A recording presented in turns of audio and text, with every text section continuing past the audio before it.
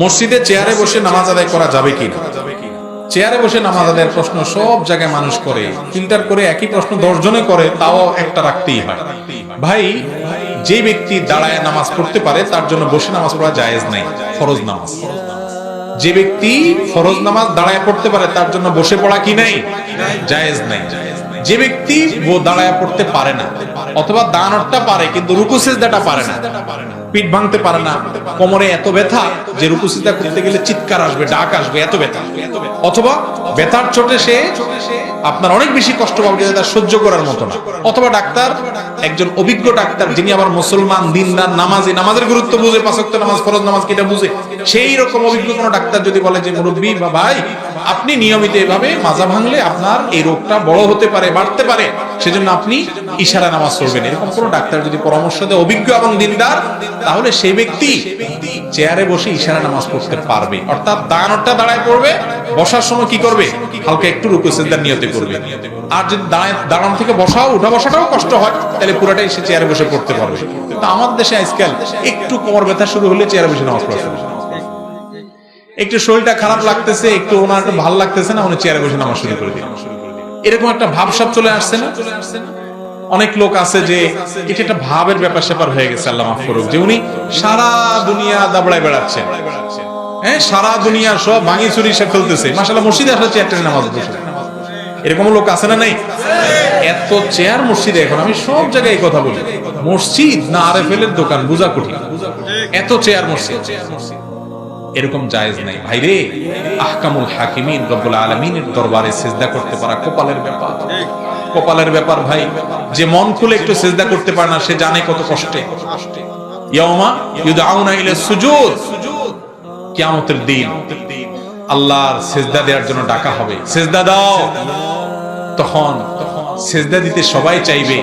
দুনিয়াতে যারা মালিককে সিজদা দিতে চায় নাই, মাথা নত করতে চায় নাই, সিজদা দেয় নাই, তারা দিতে চাইবে কিন্তু পারবে না। ফালা ইস্তাতিউন, তারা পারবে না। ভাইরা আমার, আল্লাহকে সিজদা দেওয়ার সময় আছে, দেন। বিশেষ করে যুবক ভাইরা, একটা সময় আসবে মুরব্বীদের মতো চাইলে ওযু ধরে রাখতে পারবেন না, সিজদা দিতে পারবেন না, কোমরটা ব্যথা হয়ে আসবে, বেশি সময় সিজদা থাকতে পারবেন না। একটু আল্লাহকে ডেকে নেন, একটু ইবাদত করে নেন। এই বয়সটা ইবাদতের বয়স, এই বয়সটা দুষ্টামি এবং হারাম কাজ করার বয়স নয়। আল্লাহ আমাদেরকে বোঝার তৌফিক দান করুন। মসজিদের দায়িত্ব বা পদ যদি জোর করে নেয়, সেই পদ কবুল হবে কিনা, কার কাছে কবুল হবে? এটা আল্লাহর ঘরে মাস্তানি করে যদি কেউ পদ নেয়, এটা শয়তানের কাছে কবুল হয়ে যাবে। শয়তান বলবে হ্যাঁ তোমার এটা আমি কবুল করছি। আল্লাহর ঘরে মাস্তানি করে যদি পদ নেয়, তো এটা পদ কিভাবে কবুল হবে? হ্যাঁ, যদি কেউ অন্যায় আছে, সে অন্যায় বন্ধ করার জন্য সে অগ্রসর হয়ে আগায়, তাহলে ভিন্ন কথা, এটা তো ভালো কাজ। কিন্তু মনে রাখবেন, আল্লাহর ঘরে জবরদখল করে ঢুকা, মাস্তানি করা, মাতবর সাজা, সবরি সিগারেট হওয়ার জন্য লাফালাফি করা, অথচ নিজের নামাজের খবর নাই, ঈমান আমলের খোঁজ খবর নাই, নিজের মুসলমান হওয়ার খোঁজ খবর নাই। অনেকে মনে করে যে আল্লাহর ঘরে এরকম কাজ কাম করে আমরা বোধহয় পার পেয়ে যাবো, ব্যক্তিগত আমল আর লাগবে না। এরকম সোজা দুনিয়ার রাজনীতিবিদ নেতাদের চামচামি করলে আর আকাম কম করলেও তারা পার করে দেয়, কিন্তু আমার আল্লাহর কাছে এরকম কোন সিস্টেম, আমার আল্লাহর কাছে সিস্টেম হলো ফামাইয়া আমাল মিসকালা যাররাতিন খায়রান ইয়ারা ওয়া মাইয়া আমাল মিসকালা যাররাতিন, আমলের সাথে পরিচয়, আর কিছুর সাথে। তুমি কার ছেলে, কার ইয়া করছো, কোন মসজিদের সভাপতি, কোন মাদ্রাসার সেক্রেটারি, কোন মসজিদের ইমাম, আর কোন মাহফিলের বক্তা, এগুলো আল্লাহর কাছে পরিচয় নাই। আল্লাহর কাছে পরিচয় তোমার আমল, ঠিক না? ঠিক। অতএব মসজিদ কমিটির পদ পায় কি হবে রে ভাই? আর মাতবরে মাস্তানি করলে অন্য জায়গায় করেন, আল্লাহর ঘর নিয়ে করেন না, আগুন নিয়ে খেলা করেন। মসজিদের দায়িত্ব তাদেরকে দিবেন, এলাকার মুরব্বীরা যারা 5 ওয়াক্ত নামাজ পড়ে, আল্লাহর প্রতি বিশ্বাস রাখে, আখিরাতে বিশ্বাস করে, যাকাত দেয়, আল্লাহ ছাড়া কাউকে পরোয়া করে না। এই 4 গুণে বিশিষ্ট এই লোকগুলা শুধুমাত্র আল্লাহর ঘরের আবাদকারী হবে। দেখে দেখে এদেরকে বানাবেন, বানাবেন তো না, মুরব্বীরাই বলবেন না অমুকরে বানাও, সভাপতিগণের পয়সা, ঠিক না? ঠিক। আজ মসজিদ সব দেয়ালের নাম হয়ে গেছে, মুসল্লির নাম নাই। ভাইরা আমার, মসজিদ দেয়ালের নাম না, মসজিদ মুসল্লির নাম। মক্কাতে যারা গেছেন বা রেডিমেড টেলিভিশনে দেখছেন, ছবিতে দেখছেন, কাবার যে কালো গিলাফে ঘোরা ঘর, এই ঘর, এটার এক পাশে দেখবেন বুক পরিমাণ ওয়াল দেওয়া আছে, এটার বলে হাতিমে কাবা। এই জায়গাটা কাবার ভিতরের অংশ ছিল ইব্রাহিম আলাইহিস সালামের কাবা। রাসূল করিম সাল্লাল্লাহু আলাইহি সাল্লামের দাদা আব্দুল মুত্তালিব যখন দায়িত্ব নিয়ে এটাকে পুনরায় নির্মাণ করছেন, অনেক পুরান হয়ে গেছে, চোট্ট ঢুকে পড়ে ভেঙে পড়ার মতো অবস্থা, উনি যখন পুনরায় নির্মাণ করার উদ্যোগ নিয়েছেন, তখন তিনি ঘোষণা দিয়েছেন হালাল টাকা ছাড়া কোনো টাকা আল্লাহর ঘরে লাগাবো না। আর সমাজে হালাল টাকা বেশি না হারাম টাকা বেশি? হারাম টাকা বেশি, হালাল টাকা কম। তো টাকার অভাব হয়েছে, যার কারণে এই অংশটাকে মসজিদের ভিতরে ইনক্লুড করতে পারে না, এটাকে বারান্দার মতো বানায় রাখছে টাকার অভাবে। সেই স্মৃতি এখনো ধরে রাখা হয়েছে, সেই 1450 বছর আগের। আমরা সেই আদর্শে অনুপ্রাণিত হওয়ার কথা। তারা তখনকার কাবার মানুষরা মুশরিক ছিল, শিরকে নিমজ্জিত ছিল, তারা পর্যন্ত হালাল হারাম বুঝতো যে নিজেরা যা করে না করি আল্লাহর ঘরে হারামটা খাওয়াবো না। আর আমাদের অবস্থা হলো বড় চোর, বড় ডাকাত, টিন চোর, গম চোর, ওটার ধরে সভাপতি সেক্রেটারি বানাবো। আবার সবাই তো একরকম না। আল্লাহ তাআলা অনেককে পয়সাও দিয়েছেন, তিনি হক হালালিও চলার চেষ্টা করেন, এরকম ভালো মানুষও আছে আলহামদুলিল্লাহ, তাদেরকে আমরা ওয়েলকাম করি। কিন্তু মুরব্বীরা মসজিদে শুধুমাত্র চাকচিক্য করার জন্য ওই চোর ডাকাত ধরে সভাপতি সেক্রেটারি বানাবেন না, একজন নামাজি মানুষ বানাবেন। হক হালালি চলে, নীতি নৈতিকের কথা বলে সে মানুষকে বানাবেন, মনে থাকবে তো ইনশাআল্লাহ। আর তরুণরা এখন যারা উদীয়মান তাদেরকে অগ্রসর রাখবেন, তারা মুরব্বীদের পরামর্শ নিয়ে সামনে আগাবেন। মনে রাখবেন মসজিদ ওয়ালের নাম না, টাইলসের নাম না, মসজিদ মুসল্লির নাম। মুসল্লি যখন মানুষ হবে, মজবুত হবে, ওইটাই আসল মসজিদ। মসজিদ চাকচিক্যপূর্ণ হলে মসজিদের সব মুসল্লি সব 2 নম্বর, এই মসজিদের কোনো মানে নাই। এরপরে প্রশ্ন হলো ফরজ নামাজরত অবস্থায় কেউ ডাকলে সাড়া দেওয়া যাবে কিনা? আপনি ফরজ নামাজে দাঁড়াইছেন, এই অবস্থায় যদি কেউ ডাক দেয় আপনি যাবেন কিনা? উত্তর হলো না। ফরজ নামাজ অবস্থায় কেউ ডাক দিলে আপনি যাবেন।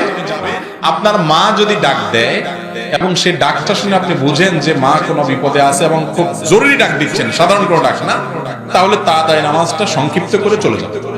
আর যদি নফল নামাজে থাকেন তাহলে মায়ের ডাক শুনলে নামাজ বাদ দিয়ে চলে যেতে হবে। নামাজ ছেড়ে দিয়ে, নফল নামাজ ছেড়ে দিয়ে মায়ের ডাকে চলে যেতে হবে। যদি বুঝলেন যে মা আপনাকে সিরিয়াসলি কি করছে, ডাক দিয়েছেন কোনো দরকারে, কোনো প্রয়োজন হয়েছে, কোনো ঠেকা হয়েছে, তখন নামাজ বাদ দিয়ে চলে যেতে হবে। আর যদি আপনি নামাজরত অবস্থায় ফরজ হোক দেখতেছেন কোনো মানুষ বিপদে পড়ে গেছে, একটা বাচ্চা পানিতে পড়ে যাচ্ছে, তার নামাজ বাদ দিয়ে আপনি তার জীবন রক্ষা করবেন। কথা বুঝতে পারছেন? আর আপনার জীবন যাওয়ার মতো বিপদ যদি হয়, ধরেন ভূমিকম্প শুরু হয়েছে, কি করবেন? তখন আপনি যদি নামাজ না ছেড়ে ওই অবস্থায় আল্লাহর উপর ভরসা করে থাকেন তো আলহামদুলিল্লাহ। আর যদি মনে হয় না খুব বেশি রিস্ক হচ্ছে, জীবন বাঁচানোর জন্য আপনি সরেন, ইনশাআল্লাহ সেটা জায়েজ। কথা কি বুঝতে পারছি? মূল বিষয় হলো ফরজ নামাজের অবস্থায় যদি কেউ ডাক দেয়, সেই ডাকে সাড়া দিয়ে নামাজ কি করা যাবে না, ভাঙা যাবে। দান দেওয়া হয় আল্লাহর সন্তুষ্টির জন্য। মসজিদে দান করে যদি বলে আমি মসজিদে কত দিছি, সে দান কি কবুল হবে? এটা যদি অন্যকে জানানোর জন্য দেয় যে আমি দিলাম, প্রকাশ্যে দিলাম যাতে আমার দেখা দেখে আমার আরেক বন্ধুও দেয়, এরকম উদ্দেশ্যে দিলে ভালো।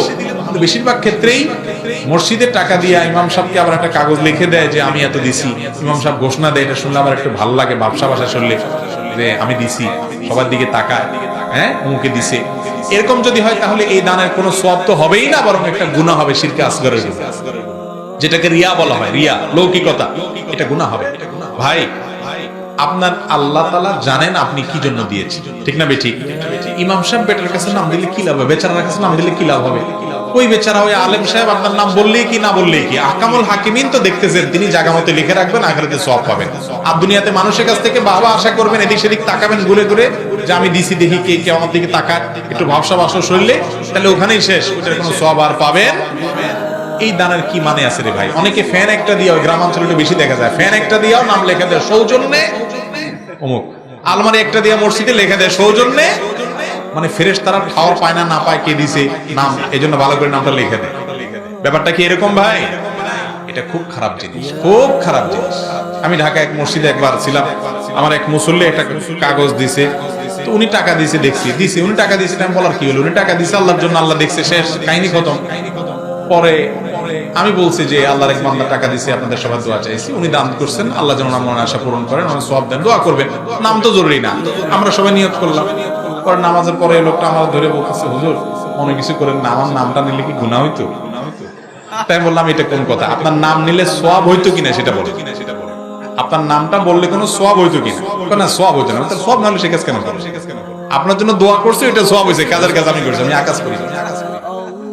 আল্লাহ তাআলা আমাদেরকে হেদায়েত দান করুন। খবরদার দান করে মানুষের কাছ থেকে বাবা আশা করবেন, এই 2 নম্বরই কাজ কেন করবেন? করবেন যেটা 1 নম্বর করবেন।